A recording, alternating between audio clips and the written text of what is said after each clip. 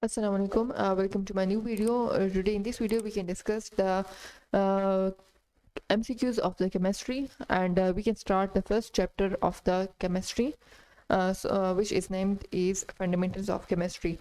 So the first MCQ of this chapter is: which one of the following option shows a group of elements? Option A mercury, water, ammonia. Option B iodine, tin, iron. Option C copper, aluminum, methane. Option D coal, smoker, fog. Question में है कि कौन सा option ऐसा है जिसमें से group of elements present हो, यानी कौन सा ऑप्शन ऐसा है जिसमें से सिर्फ और सिर्फ एलिमेंट्स प्रेजेंट हो। तो यहाँ पर मर्क्यूरी जो है वो एलिमेंट है, वाटर कंपाउंड है, अमोनिया भी कंपाउंड है, तो ये ऑप्शन रॉन्ग हो गया। आयोडीन भी एलिमेंट है, टिन भी एलिमेंट है और आयरन भी एलिमेंट है, सो ऑप्शन बी जो है ये करेक्ट ऑप्शन है। कॉपर एलिमेंट है, एल्यूमिनियम भी एलिमेंट है, बट मीथेन जो है ये कंपाउंड है जिसका फॉर्मूला है CH4। कोल और स्मोकर और फोग ये बी एलिमेंट्स नहीं है, सो ऑप्शन बी जो है वो करेक्ट ऑप्शन है क्वेश्चन नंबर 1 में। क्वेश्चन नंबर 2 है कि which one of the following is a compound and can broke down into simpler substances. कौन सा ऐसा ऑप्शन है कि वो कंपाउंड है और वो सिंपलर सब्सटेंसेस में ब्रोक डाउन हो सकता है, यानी चेंज हो सकता है। सो ऑप्शन ए है अमोनिया। अमोनिया जो है वो करेक्ट ऑप्शन है। अमोनिया का फॉर्मूला है NH3, ये कंपाउंड है जो रिवर्सिबल है और ये N2+3H2 में चेंज हो सकता है।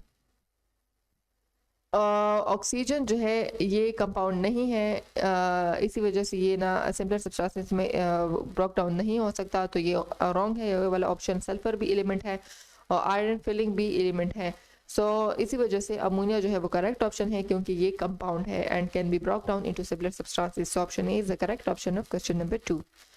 Question number 3 is the mass in grams of 1 mole of HNO3 is H and 1 mole of HNO3 का मास कितना है, उसका मास हमने फाइंड करना है। सो ऑप्शन ए है 60, ऑप्शन बी है 100, ऑप्शन सी है 63 एंड ऑप्शन डी है 98। किसी कंपाउंड का हम मास कैसे फाइंड करेंगे? सो इसका फॉर्मूला है mole is equal to mass in gram divide by molar mass. हमने फाइंड करना है मास इन ग्राम का, तो हम इसे यहीं पर छोड़ देंगे और इन दोनों को मल्टीप्लाई फॉर्म में लिख लेंगे। सो हमने मास फाइंड करना है और मोल हमारे पास है 1 मोल और मोलर मास है HNO3 का, तो वो हमने फाइंड करना है। HNO3 का मोलर मास हम कैसे फाइंड करेंगे? HNO3 का में से हर एक एलिमेंट का atomic mass with its number of element के साथ मल्टीप्लाई करके उन सबको प्लस करके हमारे पास आ जाएगा मोलर मास। तो हाइड्रोजन का एटॉमिक मास है 1 और इसका number of element in this compound is 1, सो इसको इसके साथ मल्टीप्लाई कर लेंगे, यहाँ पर प्लस लिख लेंगे। नाइट्रोजन जो है उसका एटॉमिक मास है 14 प्लस 1, तो इसको प्लस कर लेंगे। ऑक्सीजन का एटॉमिक मास है 16 मल्टीप्लाई इसके नंबर ऑफ एलिमेंट कंपाउंड में 3 है, इससे आ जाएगा हमारे पास 1 प्लस 14 प्लस 48। इसको प्लस करने से हमारे पास आ जाएगा 63, जो कि हमारे पास है मोलर मास। सो यहाँ पर आप लगा लो ये 63 molar mass which is equal to 63 को 1 से मल्टीप्लाई करने से हमारे पास आ जाएगा 63। ये है हम मोलर मास का यूनिट है ग्राम पर मोल, तो ये दोनों हमारे पास आ जाएंगे 63। तो ऑप्शन सी जो है वो करेक्ट ऑप्शन है which is 63। The mass in gram of 1 mole of HNO3 is 63। Question number 4 is which of the following shows nitrogen gas molecule? Option A N2O, option B N2, option C NO and option D NO2। कौन सा ऐसा option है जो show कर रहा है nitrogen gas molecule?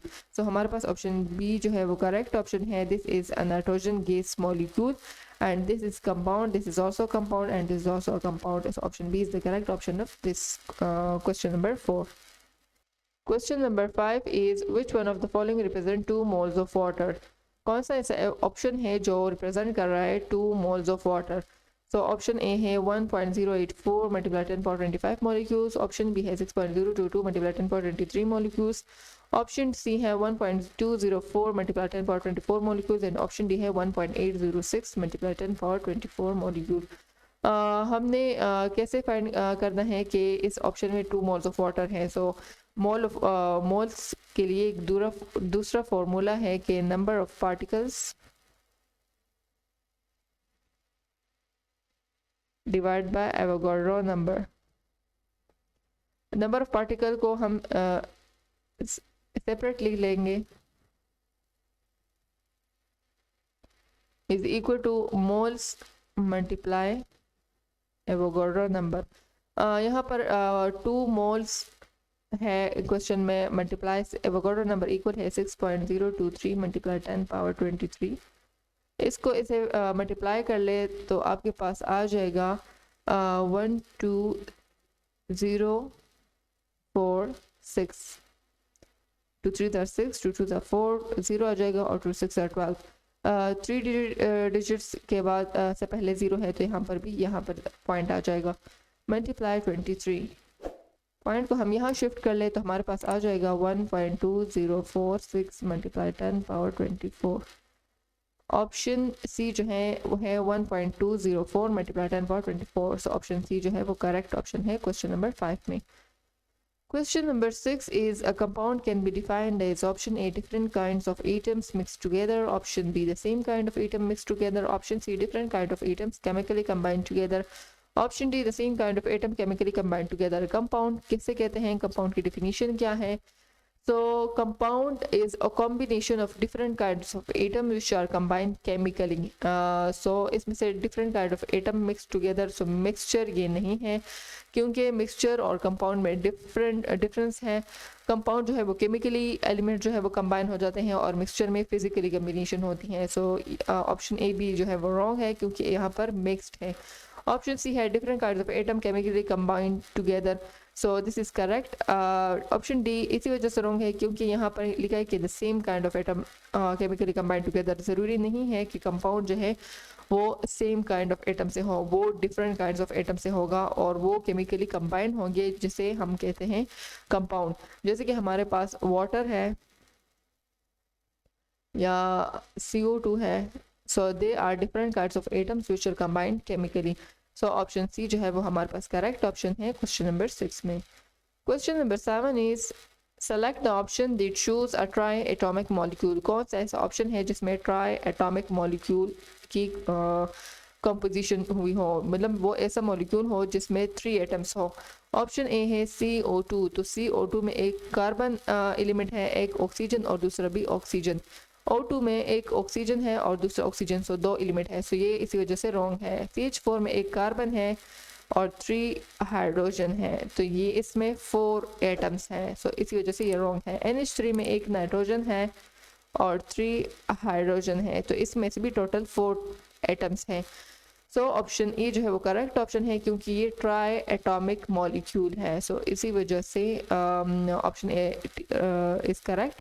And the last remaining 3 questions are wrong because they contain 2 atoms, it contains 4 atoms and it contains 4 atoms. So option A is the correct option of question number 7. Question number 8 is hydrogen exists is option A a monoatomic gas, option B a mixture of hydrogen atom, option C a diatomic gas with each molecule made up of 2 atoms, option D a diatomic atom made up of 2 molecules. So hydrogen exists as a diatomic gas with each molecule made up of 2 atoms. Hydrogen जो है वो H2 के form में होता है, यानी H2 is a diatomic gas with each molecule made up of 2 atoms. हर एक मॉलिक्यूल जो है वो 2 एटम से बना है, यानी 2 हाइड्रोजन एटम से इसकी कॉम्पोजिशन है. ये मिक्सचर नहीं है क्योंकि इसकी सेपरेशन नहीं हो सकती और ये एक मोनो एटॉमिक गैस नहीं है क्योंकि इसमें से एक एटम नहीं बल्कि 2 एटम हैं, यानी ये डायटोमिक है. और यहाँ ये इसी वजह से रॉन्ग है. दिस यहाँ पर लिखा है कि diatomic atom made up of 2 molecule. So ये 2 मॉलिक्यूल से नहीं बना बल्कि हर एक मॉलिक्यूल में 2 एटम्स हैं. सो ऑप्शन सी जो है वो करेक्ट ऑप्शन है क्वेश्चन नंबर 8 में. Question number 9 is which one of the following compound has same empirical formula, same empirical and molecular formula. Option A benzene, option B hydrogen peroxide, option C water, option D glucose. कौन सा ऐसा option है जिसका empirical और molecular formula same हो? Empirical formula उसे कहते हैं जो सिंपलेस्ट रेशियो शो करे, और मॉलिक्यूलर फार्मूला उसे कहते हैं जो एक्चुअल नंबर ऑफ एटम्स और टाइप ऑफ एटम जो है उसमें रिप्रेजेंट हो। सो बेंजीन में का एम्पेरिकल फार्मूला है सिंपलेस्ट फार्मूला CH, जबकि इसका मॉलिक्यूलर फार्मूला है C6H6। ये इसका सिंपलेस्ट फार्मूला है जिसे हम कहते हैं एम्पेरिकल फार्मूला, और ये है मॉलिक्यूलर फार्मूला जिसमें से हमें number of atoms and type of atoms हमें रिप्रेजेंट कर रहे हैं। This represent that it contain 6 number of carbon and 6 number of hydrogen. So this is molecular formula and this is empirical formula, which is both are totally different from each other. So this is wrong option.